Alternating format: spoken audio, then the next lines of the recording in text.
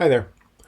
This is going to be a little unusual in terms of recording because I've got this setup in front of me that is a bit of kit we bought for a potential podcast years ago and then set aside, and we're testing it out to see if the audio is any better, but it means I've literally got this weird thing near my face and I'm a bit uncomfortable there. I'm also literally sitting at a funny angle, and I have to because our boat is currently cambered over to one side due to somebody having drained a fairly large amount of water out of the River Cam. And if I were to sit up straight, it would all look really bizarre.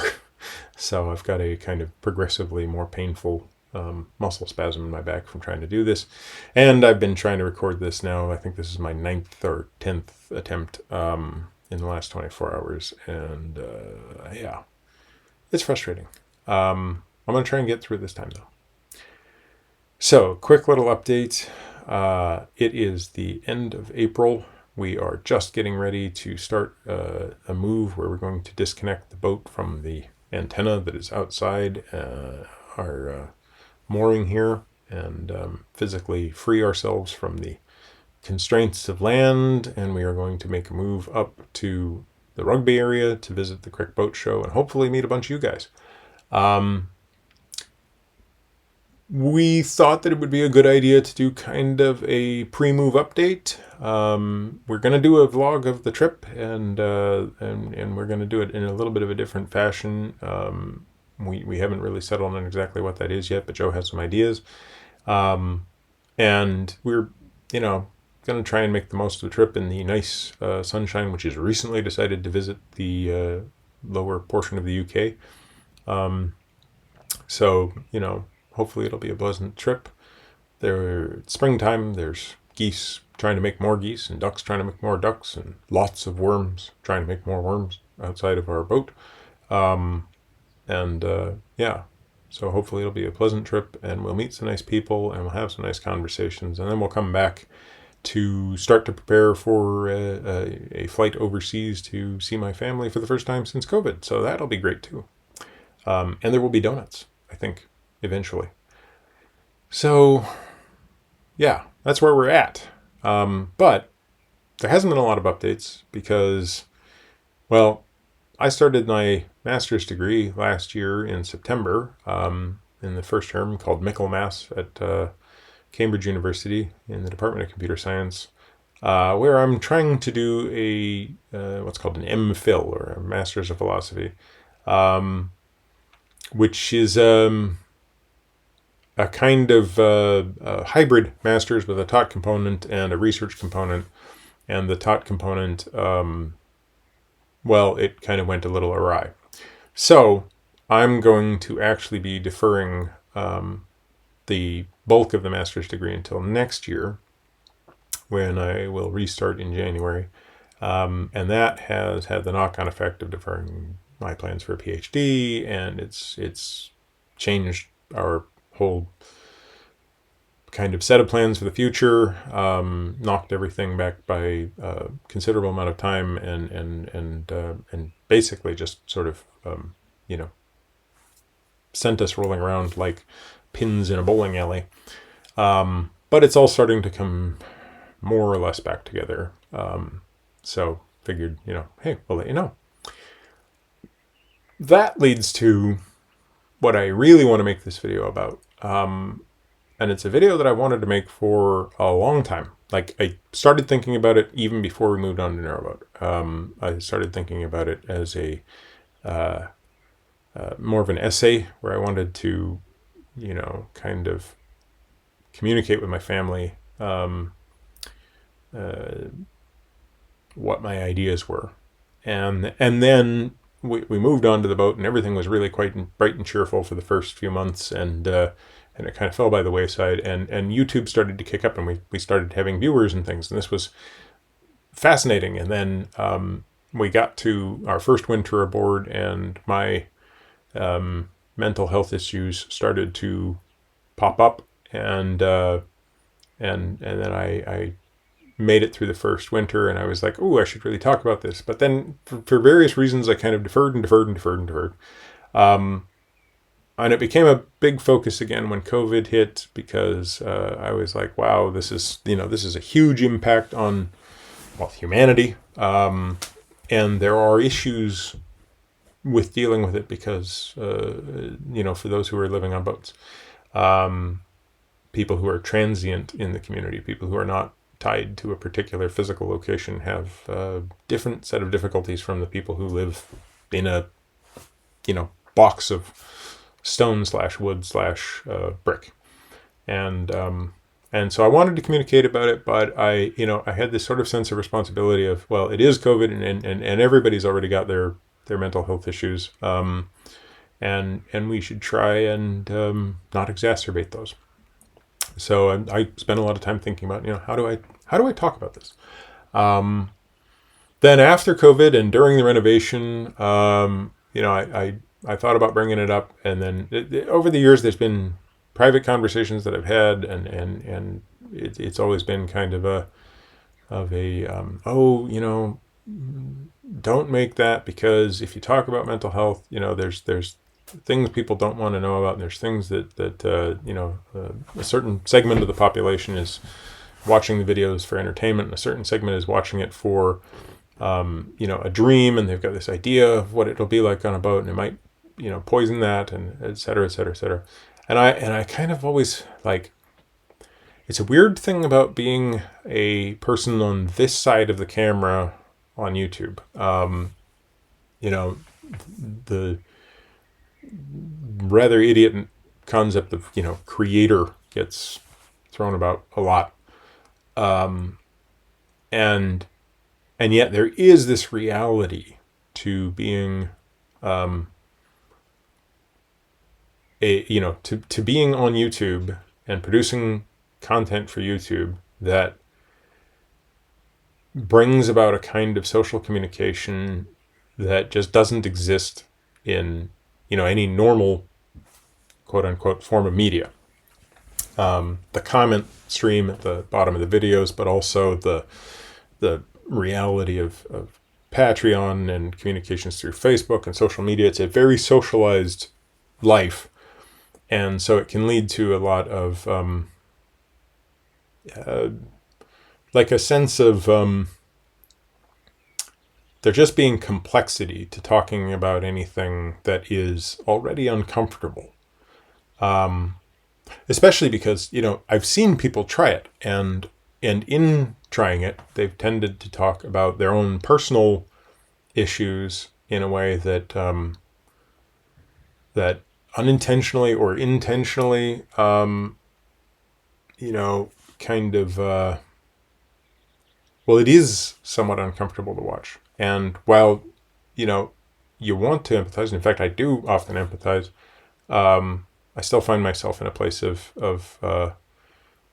not knowing how to respond, because it's an uncomfortable topic. And, well, why is it an uncomfortable topic? Why is it so hard to talk about mental health? Other than the simple reality, which is that literally every living human being has mental health issues. If in fact you think you don't have mental health issues, you probably have more serious mental health issues than the rest of us.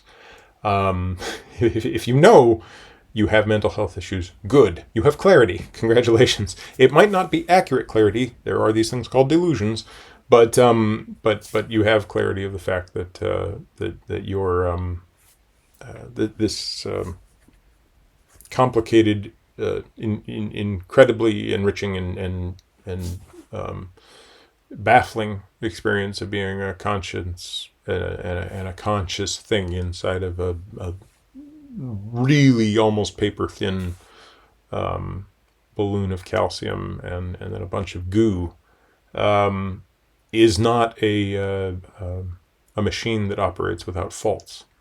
It certainly isn't a program for which you understand the source code. Like your brain can do things that you don't expect it to, and life can intervene to cause that, even for those who think it can't. That's why this has always been my argument against gun ownership has got nothing whatsoever to do with the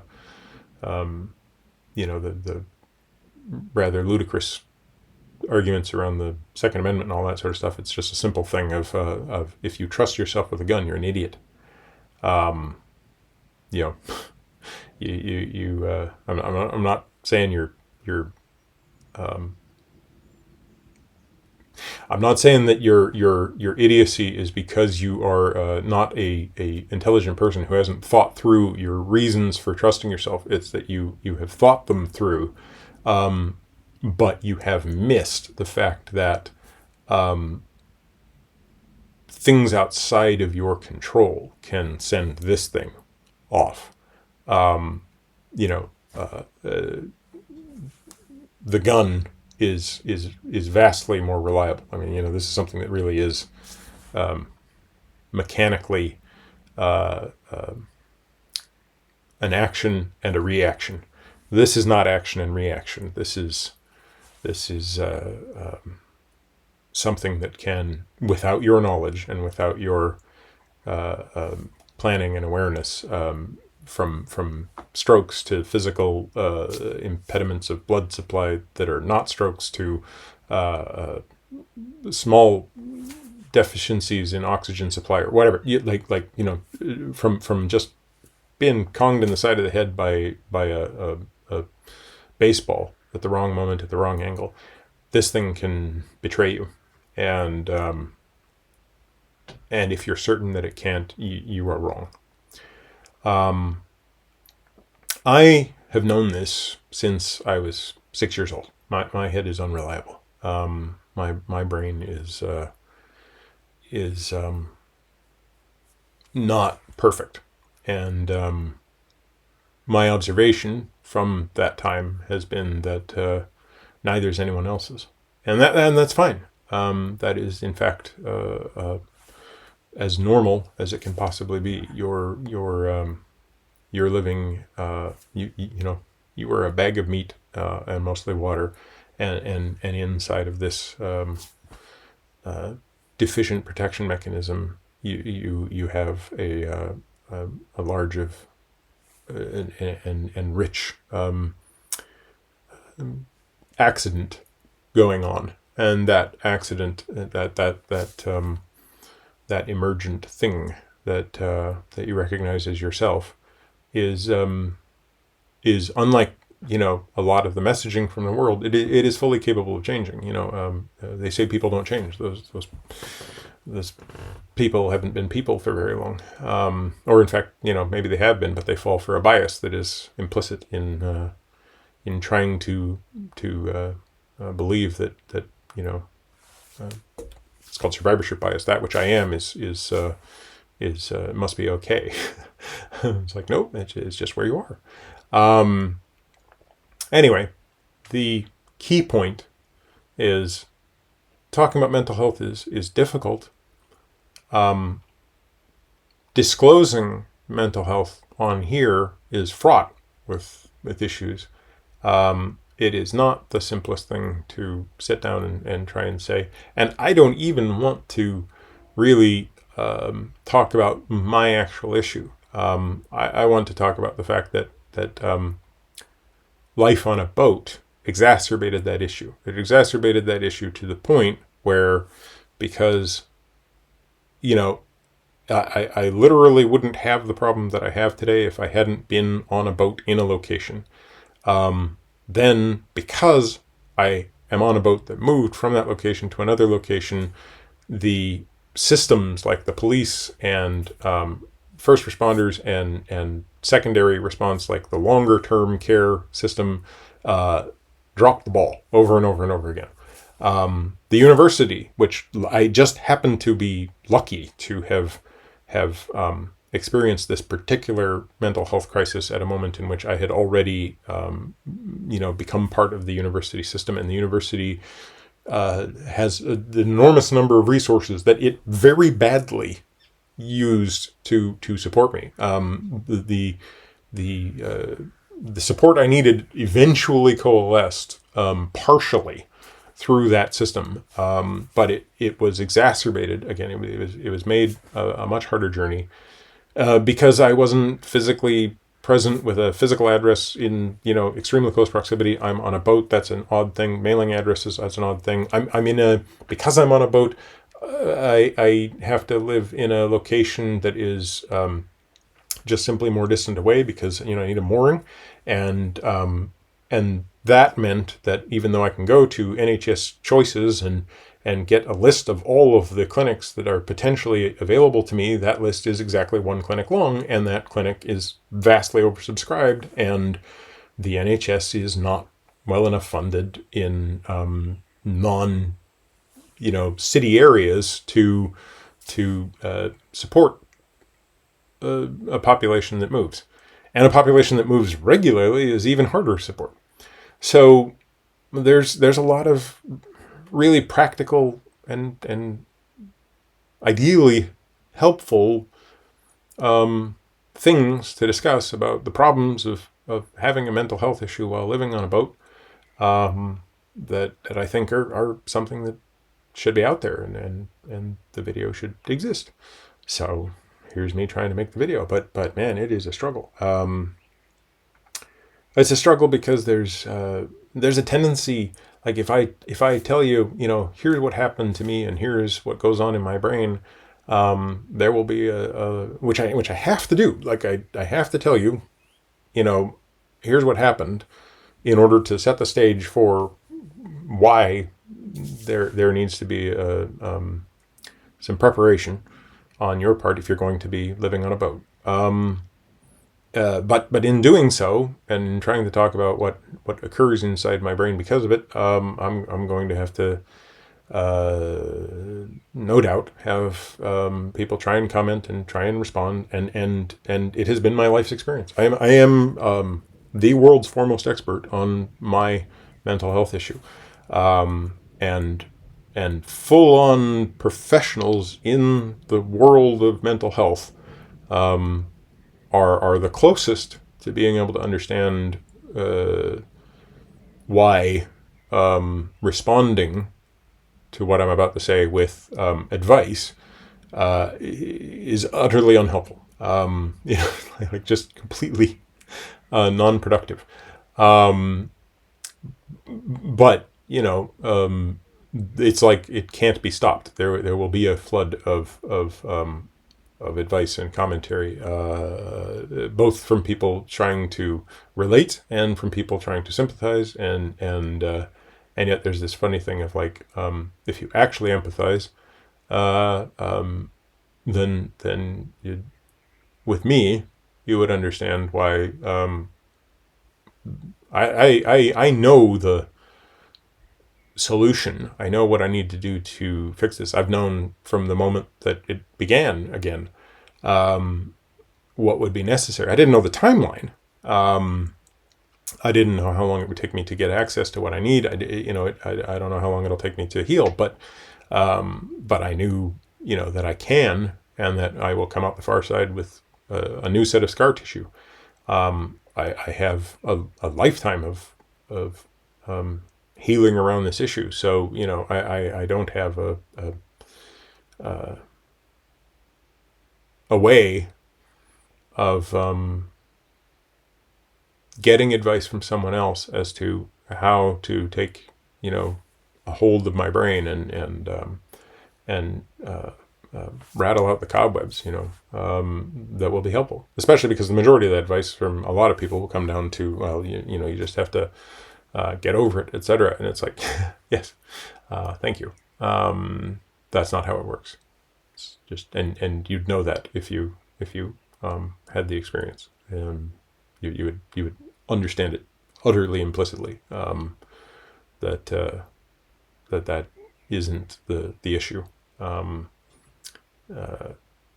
To a hilarious degree, like it'd be like telling somebody that's their car is on fire, and you're like, maybe what you need to do is try restarting it. It's like no, it's a more severe issue than you think. Yeah. So with all of that in place, the main thing that I'm trying to communicate is, if you're thinking about moving onto a narrowboat, or you have moved onto a narrowboat, or a wide beam, I always say narrowboats, but it's like, if you're living on a boat, or you're living in a car, or you're living in a van, or you're living in a tent, if you are a person whose life is able to be picked up like a snail and moved somewhere else and then set down, you are not what the systems of the world have settled around. And that will cause you issues. And those issues are easily, massively more complex, complicated, and difficult if those issues are mental health. The moment you move onto a boat, you start running into issues of power. There's solar panels for that.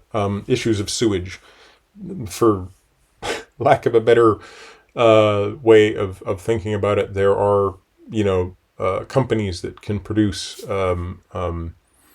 if not solutions, at least adaptations to deal with the fact that there is literally cannot be a pipe attached to your house.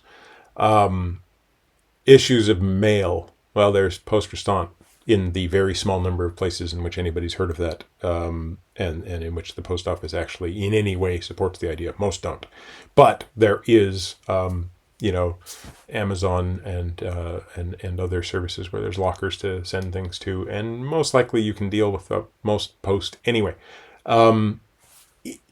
Physical health. If you get into an accident on a boat, you're going to have, before you hopefully before you have that accident, you want to make sure you've got a cell phone that has data service, with good connectivity, and Google Maps and/or What3Words, or some other means of communicating to first responders that you are not at a postcode, because like the entire system of 999 can only think about postcodes.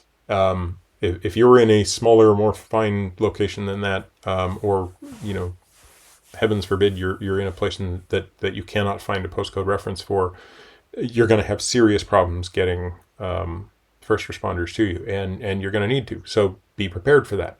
Be prepared for the person on the other end of the phone to essentially not know anything about your situation, not understand anything about your situation.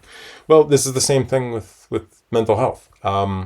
Mental health and physical health in the UK is largely tied to the NHS, but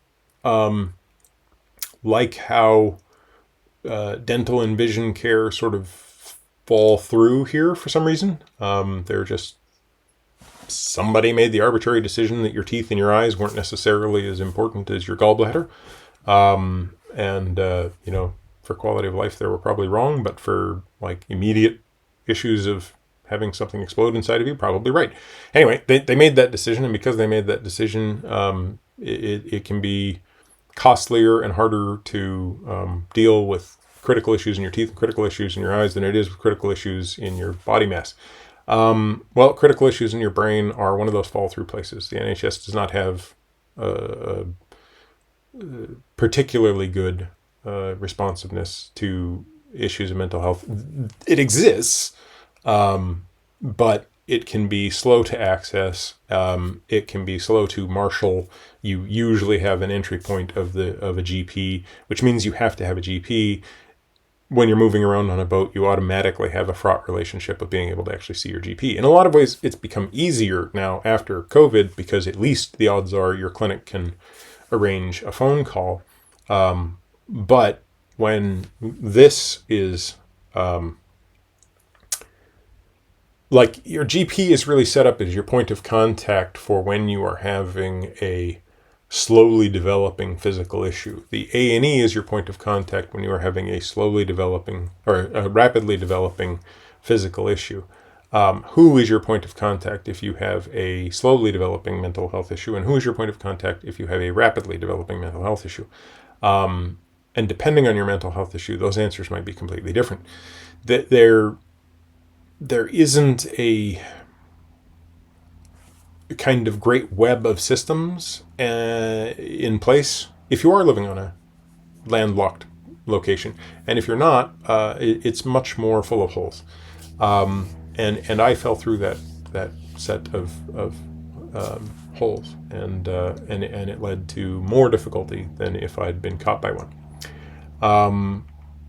And so I just want to make you aware of this. Like, if you're moving onto a boat, if you've moved onto a boat, if you're thinking about continuously cruising, which is even more complicated than not, you need to do research ahead of time to know what's available for you. You need to know who the Samaritans are and what their number is. If you have any thoughts of any kind of self-harm as being part of your symptomology, you need to know, what 111 is, and ideally you've called it once or twice and know something about how to navigate through their Byzantine system of push number here, in order to get through to a human being.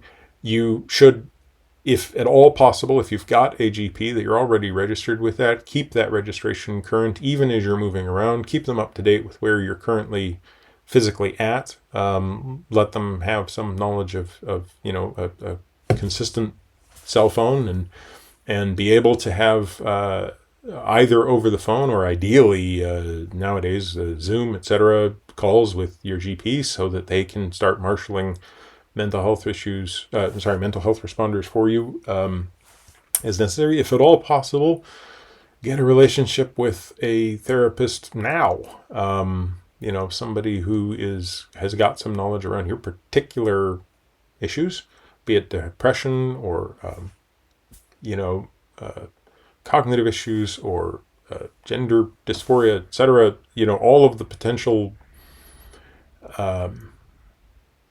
normal states of being human. The catastrophically colorful rainbow of human experiences means that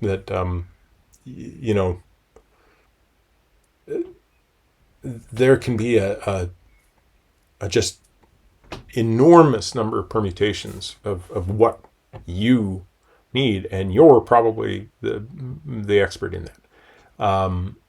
But if you're feeling healthy enough to move on to a boat, and you've got those issues, then it behooves you to have a point of contact and a safety net of your own in place. Somebody to call, friends and family who have some idea what it looks like when your symptoms start getting worse. A support mechanism for those friends and family, because Joe has had to endure the better portion of a year of me being at times completely disabled, due to my issues, and that has led to her having to endure huge impacts on her own mental health, and her support mechanisms are there, but also made more complicated by not being physically close to everybody. Having that web sort of in place, there are apps these days for various aspects of mental health that can connect you to care providers. Never used any of them, don't know what's a good system there. We've been approached by one to sponsor them, and I was like, I couldn't possibly do the sponsorship video that you're talking about. Couldn't even think about doing a sponsorship video that you're talking about without actually using the system for an extended period of time, and we are not on the same schedule for that.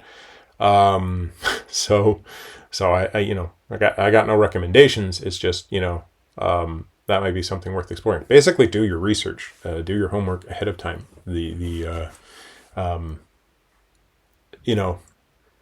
Some of these things are unpredictable. Like in our particular case, I've got a lifelong mental health issue. I know exactly what it is. I know what it responds to.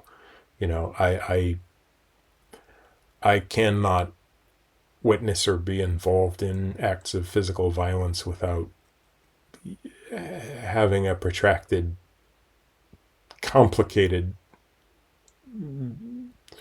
set of injuries being occurred, even if I'm not physically that badly injured.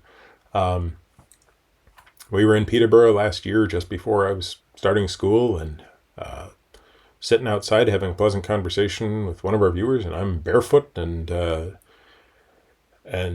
couple of guys decided to assault another person in front of us, and that person that was being assaulted, was pretty badly injured pretty quickly, and the two individuals that were doing the assault didn't like being challenged on that, and especially didn't like being challenged on it by a guy that was bigger than them.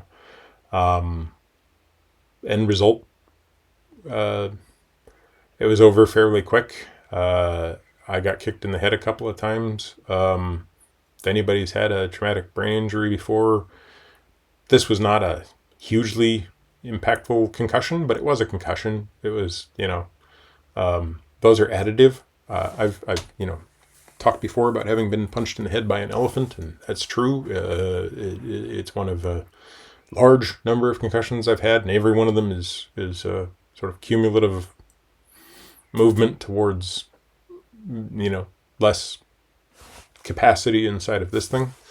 Luckily, I've got room to spare, but still happens, and when it happens, the physical impact causes, even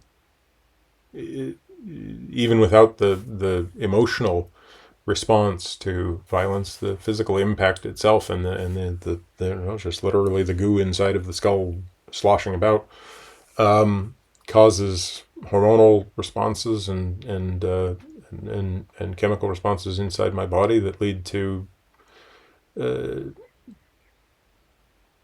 a distorted relationship with my mood and distorted relationship with impulse control that lasts for an amount of time. The elephant punch lasted for about 9 months before I was back to, kind of normal, modulo what normal can be. This one, all I really have is some pain in this part of my zygomatic arch, the bone over here, that is still there. Stupid things about falling through the cracks. Because we were physically moving from one location to another, we were in Peterborough and then we're moving out of Peterborough. The access to just get an x-ray ended up taking a couple of months. Being able to, eventually find out that there was no actual fracture, or if there was a fracture, it was small enough that it had healed already. That's fine, but it took a while. There was no easy way to access anything else.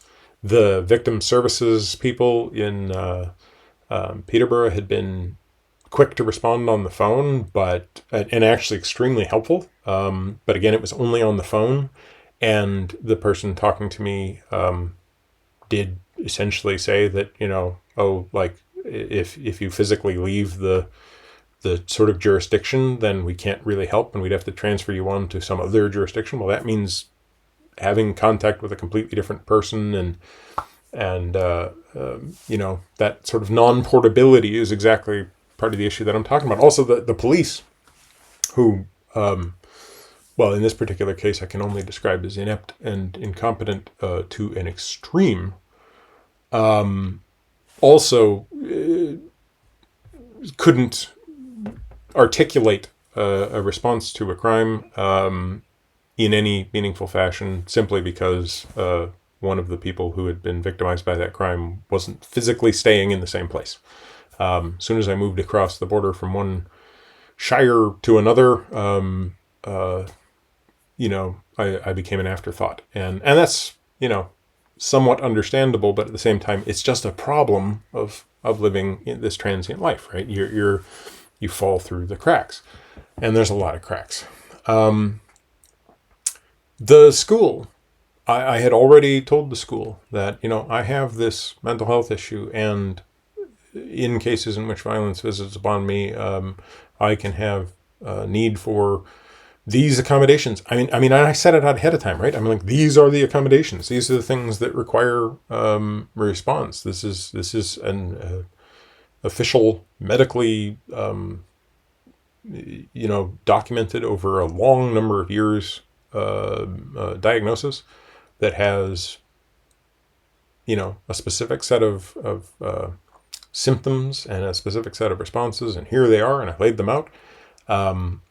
And then shortly afterwards had to say, oh, and by the way, this has begun. A crisis is on its way. And there was an attempt. There was a lot of attempts from different groups and different sort of support structures within the university. And yet there was also a lot of lack of understanding and just unfortunate procedural, I don't know, friction that made it so that though a response did happen eventually, it came too late to keep me from being more deeply impacted and keeping my studies on track and life on track. So we went off track, and honestly, that's fine. Part of the process by which we, get up and pick up and stitch up and move on is dealing with the aftermath, and the aftermath in this case was a fairly large financial hit and a fairly large time hit in terms of my plans and my goals for my education. There's also been a change in my thinking that isn't all positive and might very well be due to the brain injury. I don't know. That I don't know how that'll play out in terms of the long-term effects on what my ideas, literally what ideas I had, have been shifted by suddenly having to I don't know, think about programming languages in a brain that has now had additional interactions with people whose source code is flawed. All of that impact was manageable, but it would have been better managed if there were systems in place supporting it, and if those systems had been accessible more quickly. And a large portion of the responsibility for the fact that they weren't comes down to me. Like I tried to reach out for things, but I hadn't done enough ahead of time to know where they were. So when and these things can always be triggering, but I've had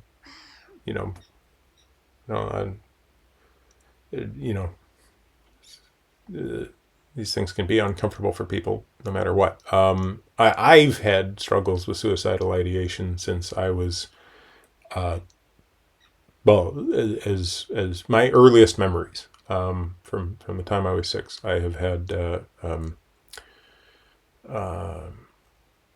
ongoing, recurrent, not constant, but just coming up in moments of crisis, impulses that I've had to control.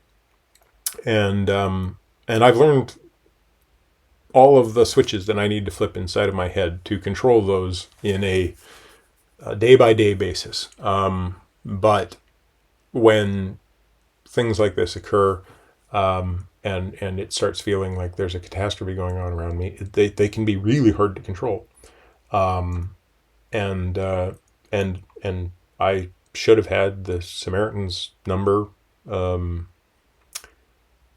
on speed dial, really, and I didn't, which meant I was in a situation where I would need to look it up, and spend time trying to look it up when what I really needed was to already be on the phone with somebody. Yeah, that was a piece of preparation I could have done ahead of time, and that particular time, if I'd had a fixed abode and a sort of safe place to go to, and didn't have to it wasn't specifically because I live on a boat, but because I live on a boat, I have to use a train to get from point A to point B, and then I have to walk from that train through a dark and at times forbidding field in the cold to get to the boat. That all leads to potential risk that I don't have, didn't have a kind of preset plan for, and I should have. I did have, a therapist that I've worked with before in the States who I knew to be able to email and get into contact with. So, I was lucky there. I had the financial resources to be able to pay for that contact on an emergency basis, at least for a little while. Good, but setting that aside, it's kind of like, well, imagine that I hadn't, right? I keep thinking about like somebody who hasn't had an experience of a traumatic brain injury, hasn't had an experience of violence, goes through it for the first time while living on a boat, doesn't have the access to a kind of victim services person because they've moved from one location to another, runs into the same sequence of issues and finds himself in the same place without already having somebody to call. It's like that's what makes me think about this is know yourself and to the extent that you can have a place in the phone where you have a quick dial to some sort of support person, be it friend or family or whatever, or professional, ideally a professional. The more you know about your situation, the more specific that professional can be. Retaining contact with the GP so that you're not in a place like we were where it was like, oh, you're moving to Cambridge, so you need to register with this GP, and then the registration is you've got to fill out a form that at this point in my kind of process, I can barely read this form, much less make any meaningful comment on it. And then wait for this multi-week process and everything in order to actually get in to see somebody, and then that person is a stranger, and you've got to explain everything. And but the system did not allow for me to contact my old GP because I'm now moved to a new location, and officially I'm now here, not there, and so now I need to go through this process that other people probably only have to go through a few times in their life when they move from home to their first apartment, and from their first apartment to the place they live during part of their career, and then a few other times in their life. But on a boat, you're doing that possibly on a day-by-day basis, finding yourself in a new place and not being able to access those resources. So yeah, plan ahead. The more you know about your own personal nemesis, the better. And reach for them quickly. Like, I think that's the advice I would give myself now is, I'm not particularly prone to the toxic masculine thing. When I got into this assault situation, I knew I was going to be impacted, and I knew ahead of time that I was going to pay a serious emotional price for involving myself in this event. I couldn't not involve myself in the event. I wouldn't be a decent person if I hadn't intervened. So I intervened. But I know that,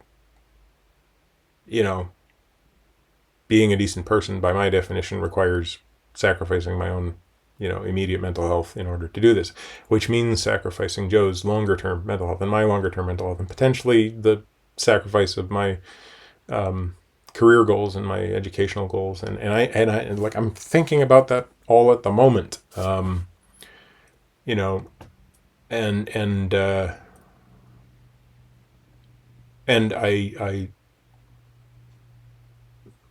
started trying to reach out for help as quick as I could.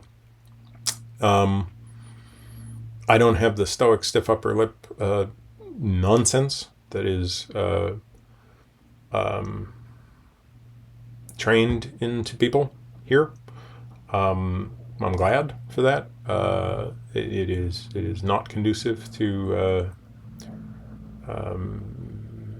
a good outcome. It is conducive to a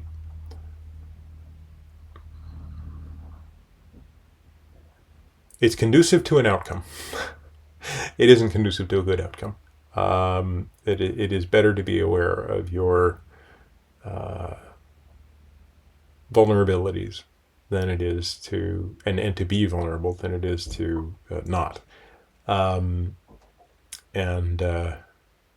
that is a well-learned lesson, but it didn't stop me from still trying in the immediate response to violence, and to, being a bigger man, being threatened by a smaller man. There's noise that comes from that says, this is what I'm supposed to do, and this is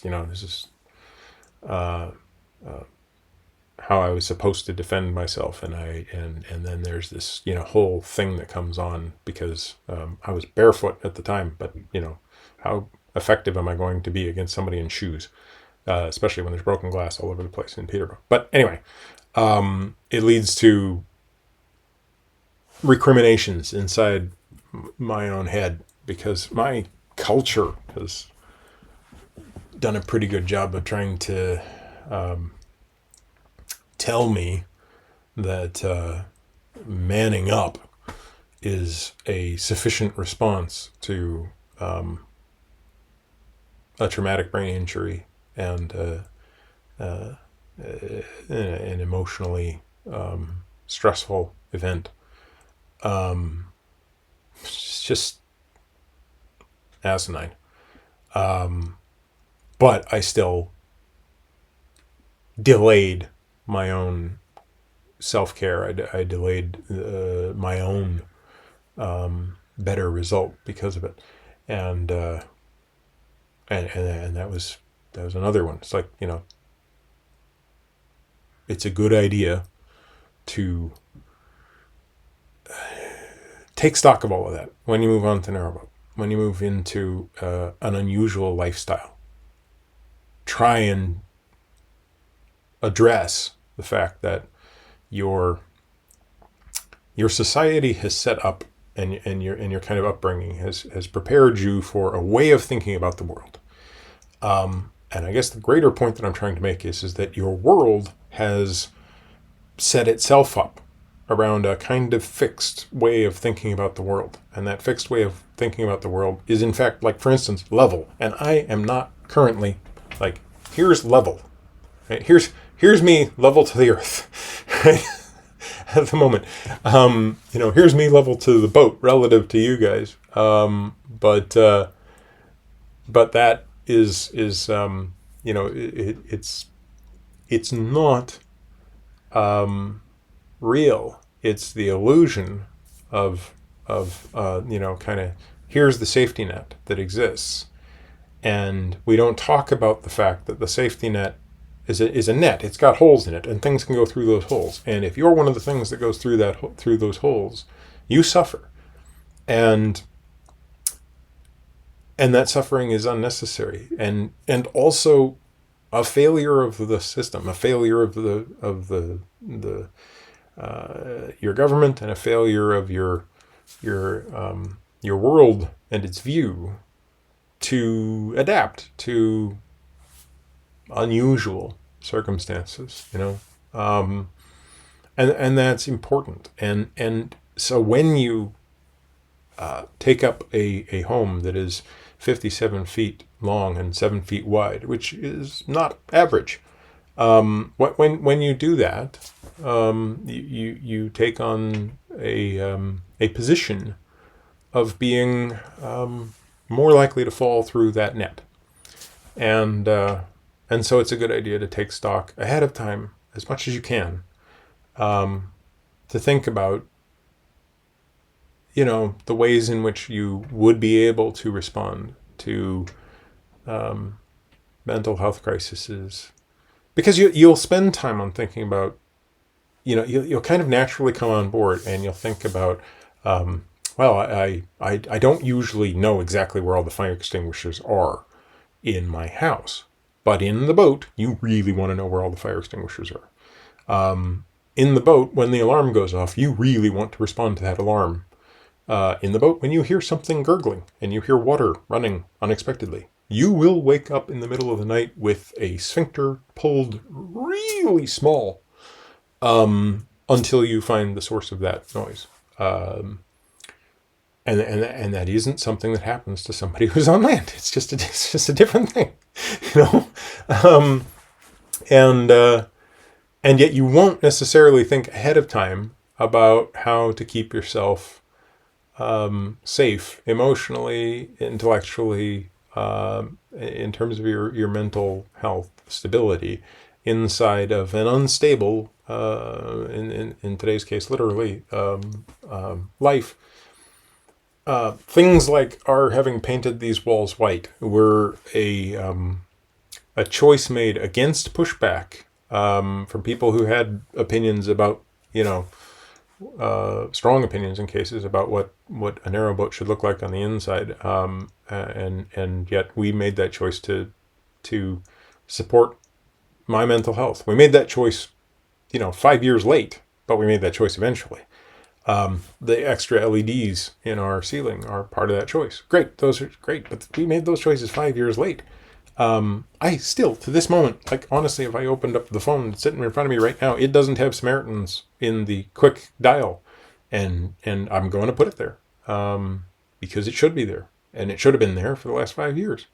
And it's it's unfortunate and wrong that it hasn't been. Not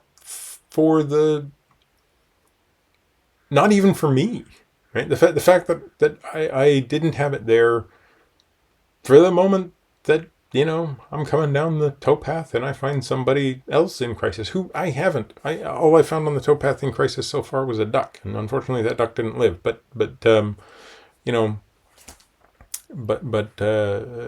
if it had been a person who was having a serious mental health issue, I wouldn't have been in a position to respond, and really, as a person with a mental health issue who has moved on to a narrowboat, and found the deficiencies, I should be prepared to respond. So, yeah, I guess that's basically the end of this video. That's not the end of the issue. It's not the end of the greater conversation around the issue, I'm sure.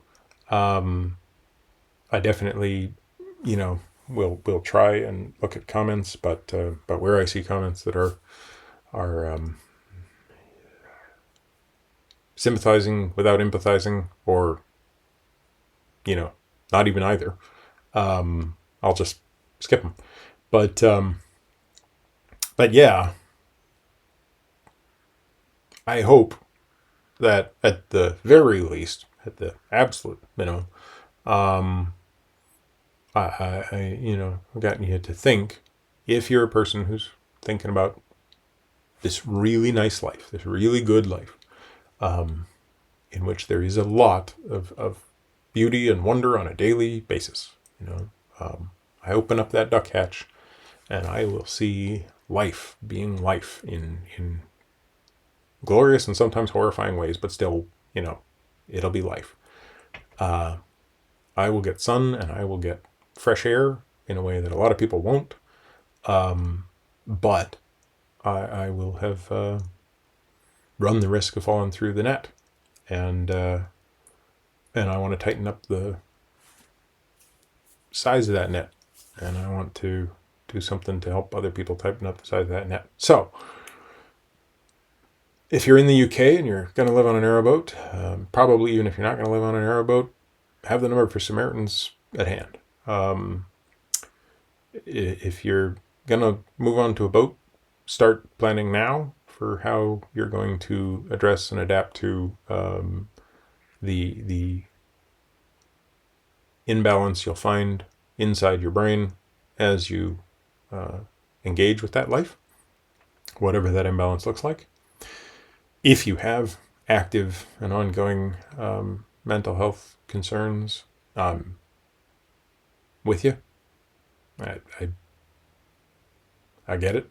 I don't necessarily get yours. But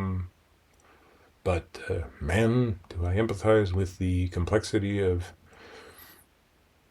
being a monkey with a thing trying to be more and often failing inside of there. If in the future I get to the touchdown point on programming languages at some point, I hope to communicate to all of you how learning to program might help you learn to have a better relationship with your own brain. But I'm not there yet. Yeah. Thank you for listening. Thank you for whatever understanding you brought to it. Thank you for hearing me out for however long this ends up being. And don't worry about me. I'm fine. I'm not fine. I'm decidedly not fine. But I am well armed for getting to fine again. And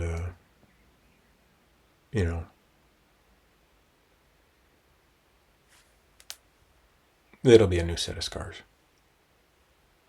I got a lot of them. I like literally got, I'm covered in them. So, Lord knows I'll have more in the future. Yeah. There we are. Hopefully this thing wasn't too intrusive, and hopefully the couple of times I smacked it with my hand didn't make it worse. I have no idea how to close this off. See you. Bye-bye.